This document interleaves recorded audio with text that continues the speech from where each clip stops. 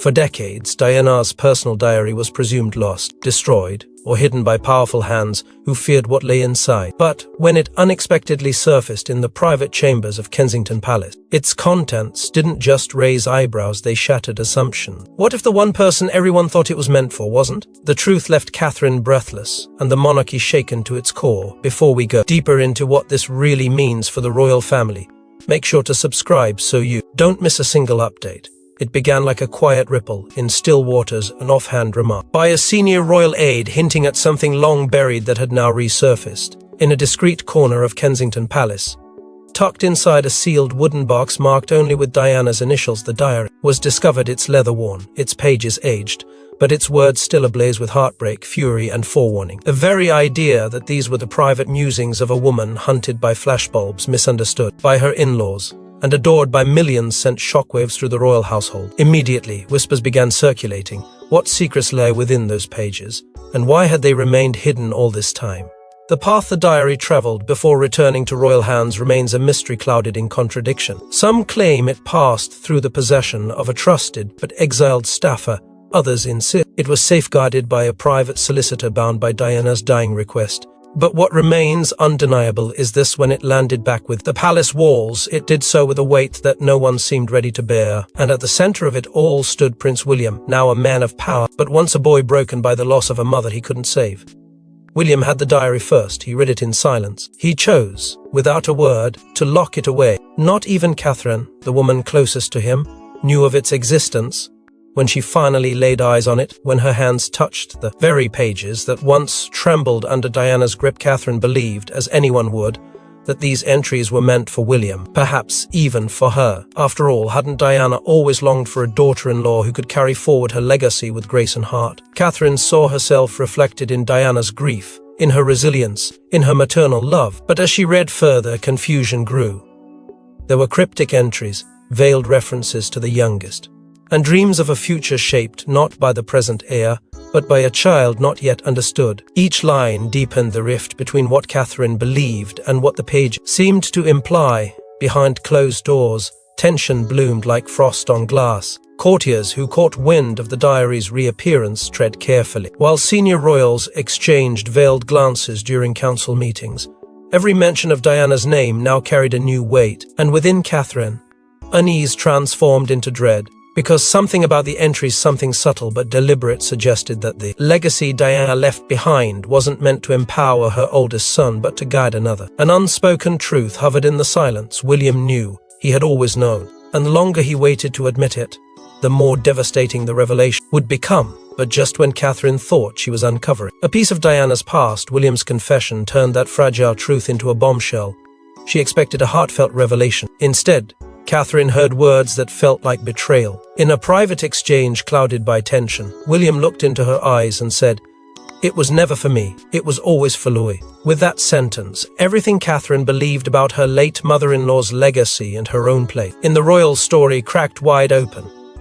The air in the room turned cold the moment William said it. Catherine stood frozen, the weight of his words sinking faster than she could process. The diary, Diana's most intimate confessions, had not been written for the son who carried her public legacy, but for the one no one expected, her youngest grandson. Catherine had spent nights poring over the diary, tracing Diana's handwriting like it was sacred scripture. She clung to the belief that these entries were meant to guide William, to comfort Catherine as his partner, perhaps even to assure her that she was the right woman to walk beside him. But those veiled references to the youngest, the silent observer, and the one they won't see coming, they weren't cryptic metaphors, they were specific, and William had known it all along. The confrontation had not been planned. Catherine, unable to ignore the gnawing questions that had taken root in her mind, finally approached William late one night. Her voice was steady, but her heart thundered with uncertainty. "Who is she talking about?" she asked, pointing to the passage where Diana wrote, "He will carry the truth, even if the crown tries to silence him." William didn't answer at first, but then, with the weariness of someone who had held onto a painful truth for far too long, he whispered the name she never expected to hear: Louis. That single word was enough to fracture something deep within her. It wasn't just a name, it was a redirection of legacy, of destiny, of everything she thought they were building around George and Charlotte. Catherine felt blindsided, not only by Diana's words but by William's silence. How long had he known? How many times had he stood beside her, watching her embrace the weight of Diana's legacy, knowing all the while that the crown of hope Diana left behind was never meant for them? The emotional rupture was immediate, a deep, personal betrayal. She wasn't angry that Diana had chosen Louis. How could she be? What shattered her was the concealment, the fact that her husband had quietly harbored the knowledge while she mothered Louis with no awareness of what had been placed upon his young shoulders. But William wasn't cold or cruel. His delay in revealing the truth was born not out of malice but from fear. He was torn between honoring his mother's wishes and shielding his family from a prophecy that could destabilize them all. William had seen what pressure had done to him, to Harry. He refused to let history repeat itself. Yet, in trying to protect Louis, he had unknowingly isolated Catherine, the one person who needed to know the truth the most. He confessed his torment nights spent staring at the words, wondering if Diana truly meant it, or if grief had distorted her vision. But deep down, he always knew she had written Louis into her future, not as a spare, but as the anchor. Catherine's mind spiraled. Her youngest son, barely out of childhood, now stood in the shadow of a burden he couldn't comprehend. If the press ever caught wind of this, if the palace courtiers began treating Louis as more than the thirdborn, the consequences could be devastating. Catherine Fee read not just for Louis's future, but for his innocence. She had seen how titles corrupt, how destiny consumes, and if Diana had indeed foreseen conflict within the royal line, then Louis wasn't just an heir, he was a threat to the existing order. Still reeling, Catherine did what any mother would do. She began digging deeper into Diana's words, and what she found next left her paralyzed, tucked between dated notes and melancholic confessions was a line that chilled Catherine to her soul. He will restore what they broke. Diana's words were never casual. They were careful, coded, and often prophetic. And now, decades later, those words appeared to point not to William or Harry, but to Louis. Catherine read that line over and over again, as if repetition might dull its edge, but it didn't. Instead, it cut deeper each time. Diana's diary didn't just capture the unraveling of a royal marriage, it chronicled a vision, a hope, and a quiet plan buried beneath the noise of public appearances and palace betrayals. As Catherine flipped back through the pages with a new lens, she saw patterns emerging. Diana had always believed in healing, in restoring what was lost. But what she wrote wasn't vague. It was layered. It was intentional. She spoke of a young soul, unburdened by expectation, untouched by the shadows of scandal, who would one day rebuild trust from ruin. Catherine had thought these were metaphors until William's confession made them terrifyingly real. The entries became increasingly spiritual. Diana wrote of dreams, of omens, of feelings she couldn't explain but couldn't ignore. He will not wear the crown they offer, she wrote in one entry, but he will hold the heart they forgot. Catherine felt her breath catch. This wasn't the language of monarchy, it was the language of prophecy. Diana, cornered and cast aside, had imagined a future not of power, but of renewal. Her heartbreak had not left her bitter. It had made her desperate for anyone who could mend what decades of silence and control had fractured. And in those pages, she identified that someone as a boy not yet born when she wrote them. As Catherine absorbed this revelation, sorrow began to war with loyalty. Had she misunderstood everything? For years, she believed William was the reformer, the modern king-in-waiting who would balance tradition with compassion. But Diana's writings seemed to suggest that William was never meant to carry that burden, that he, like Charles, had been shaped too much by the system to truly change it. Catherine struggled to reconcile that idea with the man she loved, but the deeper she went, the more undeniable it became. Diana hadn't seen William as the restorer, she had seen him as the bridge, and Louis was the destination. What haunted Catherine most was Diana's tone, not angry, but aching. She described a monarchy that had lost its soul. She feared a future where image ruled over integrity, where survival mattered more than sincerity. Her hope rested not in lineage, but in light. And she poured all of it into words that now sat heavy in Catherine's hands. Words that were never supposed to reach the public, but had reached her heart. Like a whisper from beyond, for Catherine, something primal awakened. A mother's instinct collided with the weight of history. Louis wasn't just her youngest child anymore, he was, in Diana's words, a vessel for something sacred. But sacred things are also fragile. Catherine couldn't let him be consumed by the very institution that had devoured so many before him. She vowed then, in silence, to shield him not from truth, but from the machinery of fate. She would not let the crown mold him into a symbol. He would remain a boy, her boy, for as long as she could hold off the storm, but protecting Louis would soon prove impossible. especially once word of the diary leaked, and factions within the royal institution began circling. What was supposed to remain a sacred family secret quickly turned into the monarchy's worst nightmare. Pages of Diana's diary, heavily redacted, found their way into the hands of rival courtiers. Some say it was sabotage, others suspect someone closer. And when Camilla read the line about a rightful heir, she reportedly screamed, "Not him." The leak wasn't loud, it was surgical. A few pages carefully selected, deliberately edited, slipped out through a back channel, known only to senior staff and historical archivists trusted by the crown. No one could say with certainty who orchestrated the breach, but the effect was immediate and explosive. Within 48 hours, whispers erupted through the palace corridors. Within 72, an anonymous tabloid post referenced Diana's fear for the institution's soul and her dream of a forgotten heir. Within a week, speculation turned to frenzy. The public didn't need names. The implication was enough. The idea that Diana had written her hopes not for William, not for Harry, but for young Louis still in his school uniform, was all it took to tear open wounds the monarchy had tried for years to bury. Inside the palace, lines began to form. On one side, Charles's tightly controlled circle, calm on the surface but seething beneath. They moved fast, pressuring aides to clamp down the narrative, ordering a re-evaluation of the context of Diana's writings, and quietly commissioning historians to clarify her tone. On the other, William's camp stood increasingly tense, aware that the exposure not only undermined his position as heir, but turned the spotlight on his youngest son. The divide, long papered over with appearances and protocol, was now unmistakable. Old loyalties cracked, former allies distanced themselves. And in the center of this political chessboard stood Catherine, staring down betrayal from shadows she couldn't yet name. Camilla's fury was immediate and uncontained. Those present at Clarence House reported shouting behind closed doors, slamming doors, and at least one staff member, leaving in tears. She allegedly demanded to know why Diana's diary hadn't been destroyed, why it had resurfaced, and more than anything, why it included the phrase rightful heir in relation to someone who could never carry her blood. To her, this was an insult, a posthumous swipe from a woman who had haunted her even in death. Camilla, never truly embraced by the public, feared that a whisper campaign around Louis could reawaken doubts about her own place and, by extension, her grandchildren's. The press wasted no time. Though they treaded carefully, the scent of scandal was too potent to resist. Cryptic headlines hinted at a prince overlooked, a mother's secret prophecy, and a boy born of silence, rising through whispers. Public opinion split, with many clinging to Diana's aura and speculating whether her foresight might once again disrupt the royal hierarchy. Paparazzi began camping near Louis' school. Online forums dissected his mannerisms. Every smile, every step, every accidental glance was reframed as proof that Diana had seen something in him no one else had. Catherine's world began to close in. Her home no longer felt safe. Her staff, once loyal, now felt watchful.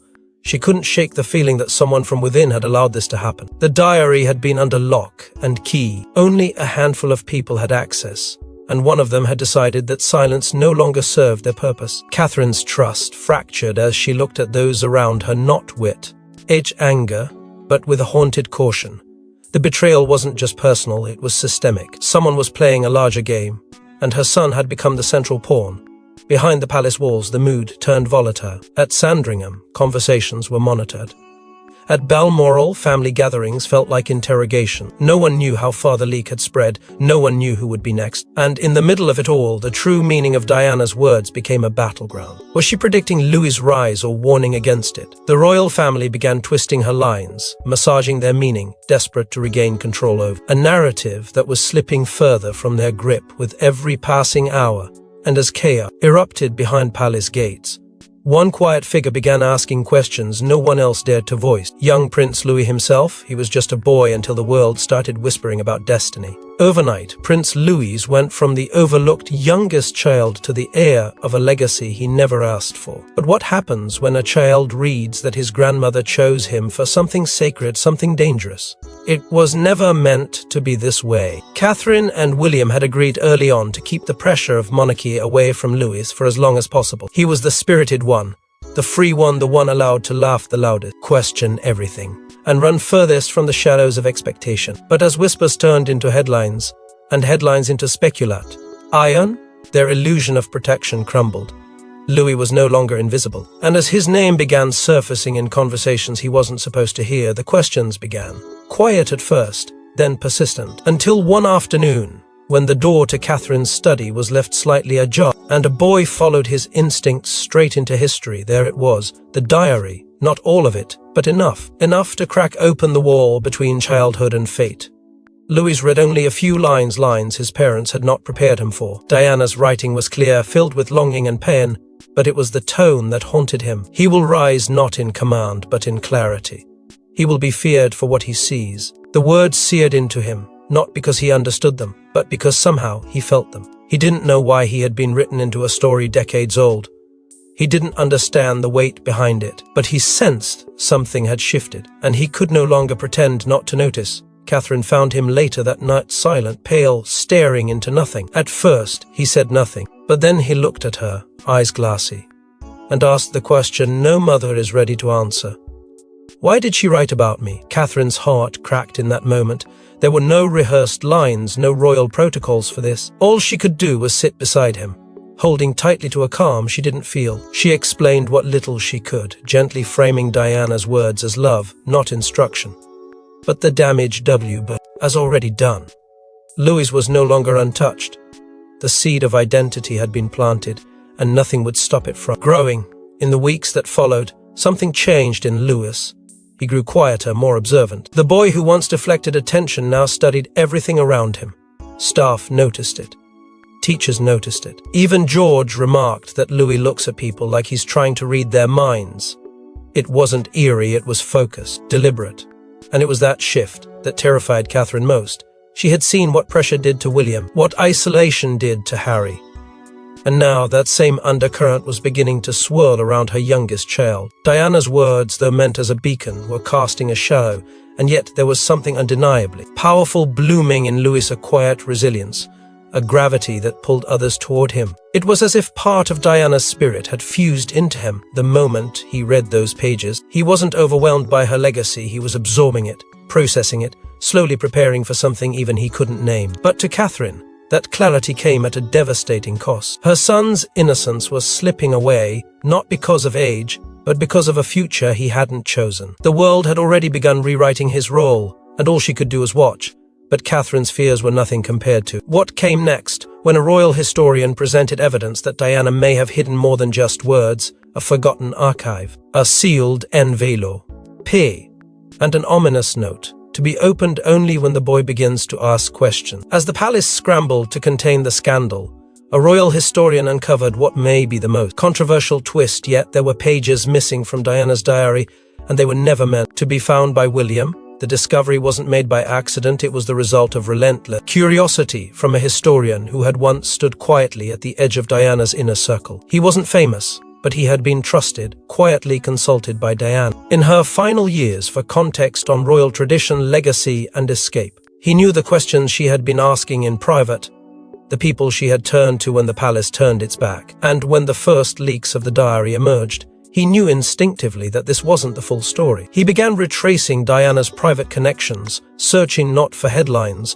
but for what she had hidden from everyone, including her own sons, through a tangle of sealed court documents, dormant legal accounts, and whispers from former aides. One name surfaced repeatedly, a discreet solicitor based in Edinburgh who had quietly managed an untraceable fund Diana had set aside in her final year. That solicitor, now long retired, had left a breadcrumb trail. Among it, a sealed envelope tucked in a secure deposit box in the basement of a remote Scottish estate, once owned by a distant cousin of Diana's mother. No media, no ceremony, just silence, and one name written on the envelope: O.P. Louis.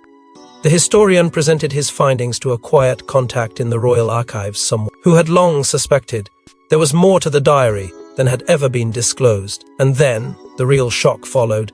The Queen's former lady-in-waiting, now aged and no longer bound by the same formal obligations, confirmed the estate's relevance. Diana had stayed there briefly in secret during a particularly volatile period with Charles. According to her, it was a place Diana referred to as her quiet fortress, a sanctuary untouched by royal eyes, where she was said to have made peace with decisions she could never speak of publicly. It was there, the lady-in-waiting said with chilling certainty, that Diana left behind what she feared would be destroyed in London. The implication was clear. There were more words. Words meant for Louis, and no one else. When Catherine was made aware of this possibility, the weight of the decision fell squarely on her. She wasn't just a mother anymore. She was now a gatekeeper to a prophecy, a possible roadmap, or a trap. Authorizing the retrieval meant tearing through layers of royal silence, risking another wave of media hysteria, and possibly handing her son a burden far heavier than anything he'd yet endured. But ignoring it meant turning her back on something Diana had hidden. Not to be forgotten, but to be protected until the right moment came. And in her heart, Catherine knew that moment had arrived. What made the choice harder were the blabby Spurs whispers that the missing pages didn't just hold love or warnings. They contained instruction, not for William, not for Harry, but for Louis. Diana, it seemed, hadn't simply documented her feelings. She had planned for the future. She had written for a child who didn't yet exist, but whom she somehow knew would one day carry the burden of both her pain and her purpose. It wasn't hope anymore. It was blueprint, and Catherine, trembling but resolute, realized she had no choice. Driven by duty and desperation, Catherine agreed to open Pandora's box, and what lay inside was more damning than she ever imagined. It wasn't just a diary. It was a lifeline. In Diana's own handwriting, dated weeks before her death, were chilling premonitions, warnings, and a final message. They will try to use you, but you are not theirs. You are mine. It was addressed to Louis, but its impact shattered everyone who read it. The final pages were not gentle. They were not poetic. They were raw. Furious. Afraid. Diana's words no longer danced around, meaning they cut straight through it. She wrote of a future where the monarchy would harden, where survival would replace sincerity, and where her children would be shaped into symbols before they were allowed to be human. And then she wrote of Louis, not as a prince, not as a title, but as a chance, a divergence, a soul she believed could step beyond the palace walls if guided early enough, protected fiercely enough. She spoke of two possible futures for him, one within the crown, as a force of quiet correction, and one outside it, as an act of rebellion she herself never had the strength to complete.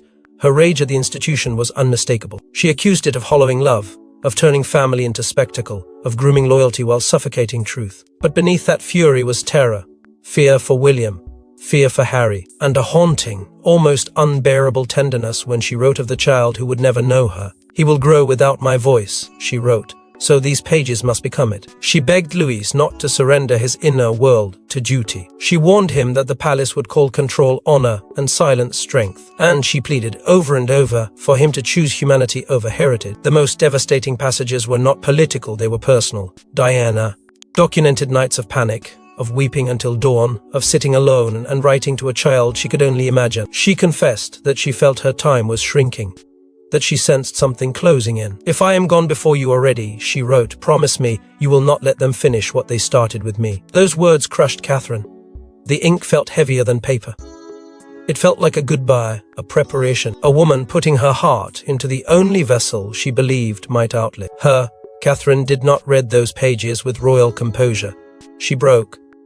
The grief wasn't only for Diana, it was for Louis, for the weight now pressing on his small chest, for the pain his grandmother had tried to shield him from by writing it down instead of passing it on in person. Catherine felt guilt twist through her, guilt that she had unknowingly carried her son into a storm already mapped before his birth, guilt that she could not erase what he had read, guilt that love alone might not be enough to protect him from what was unfolding. William said almost nothing. He didn't need to. The silence around him carried its own confession. Catherine realized then that he had read these pages before, long before the leak. Long before Louis had asked questions. He had seen Diana's warnings, her fear, her suspicion that she might not live to finish what she had begun. And still he had chosen to bury them, to lock them away, to pretend that the future could be softened by distance. Now, standing in the wake of their revelation, his shame was unmistakable. He hadn't just delayed the truth, he had postponed the inevitable. And lingering beneath every line was the most chilling possibility. Of all that, Diana had not simply feared the institution, but anticipated her own end. Her words carried the cadence of someone settling unfinished business, someone placing pieces where they might still matter after she was gone. The diary no longer felt like memory, it felt like preparation.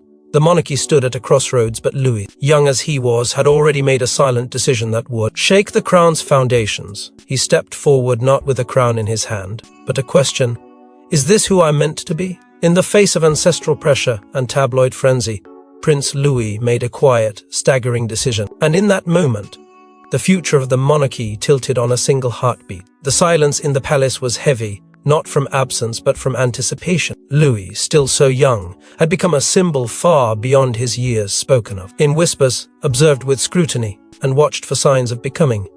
But it wasn't the press that changed him, it was the pages. The legacy.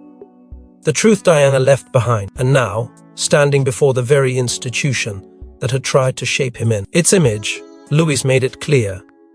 He would not play the role they had prepared. In a closed-door meeting attended only by King Charles and Camilla, Louis quietly but firmly declared he would not be their version of a prince. No titles, no staged appearances, no ceremonial games. He would chart his own course not for rebellion, but for authenticity. The confrontation stunned them. Camilla, still haunted by Diana's ghost, reportedly pushed back with tension barely concealed. Charles, more weary than angry, simply listened. He had seen this before, seen how silence can turn a royal into a myth, and how myths burn through dynasties. But what he hadn't seen until now was someone so young deliver his truth without malice or fear. Louis didn't speak like a revolutionary.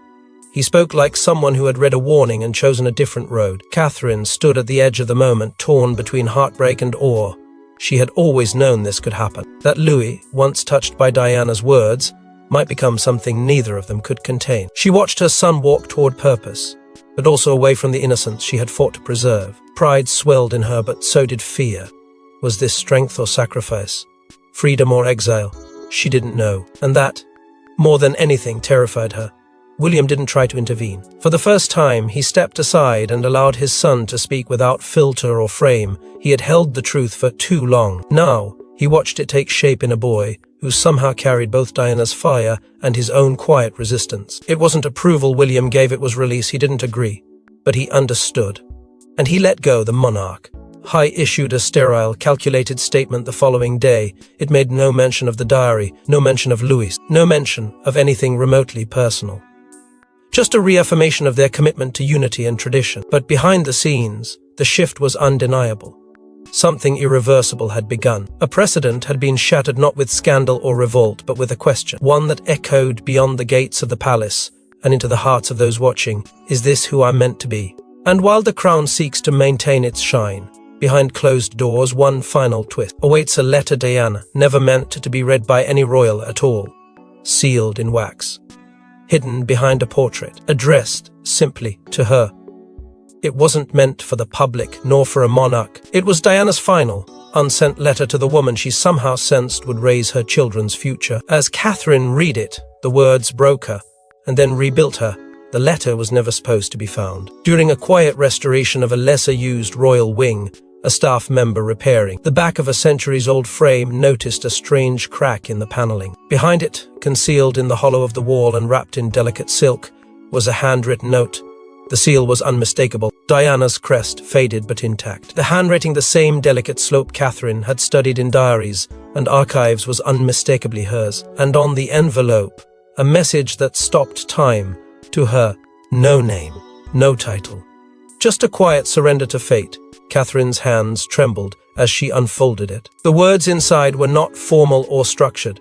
They were vulnerable, intimate, almost like a prayer. Diana wrote not as a royal, but as a mother, a woman reckoning with her own fears, yet somehow peering into a future she wouldn't live to see. She spoke of forgiveness not for the institution, but for herself, for the mistakes she made, the love she gave too freely, and the pain she didn't know how to stop. She expressed hope that her sons would find peace, not through duty, but through love. And more poignantly, she wrote of the woman she believed would walk into the storm she once tried to escape. I hope she is gentle but fierce, Diana had written. Someone who won't be swallowed by gold or silence. Someone who will hold their hands but never clip their wings. Catherine could barely breathe as she read the words. It felt as if Diana had reached across time to speak to her, not with instruction, but with grace. The letter warned of what royal life could do to love, how it corrodes slowly, invisibly, until nothing soft survives. Guard your love like it's the last secret they'll try to steal, Diana wrote, because they will. Tears streamed down Catherine's face, not just for what Diana had lost, but for the clarity she'd gifted. The woman once vilified by tabloids had poured her truth into parchment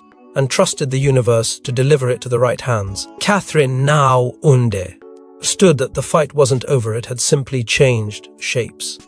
She wasn't just raising a son anymore. She was guarding a legacy.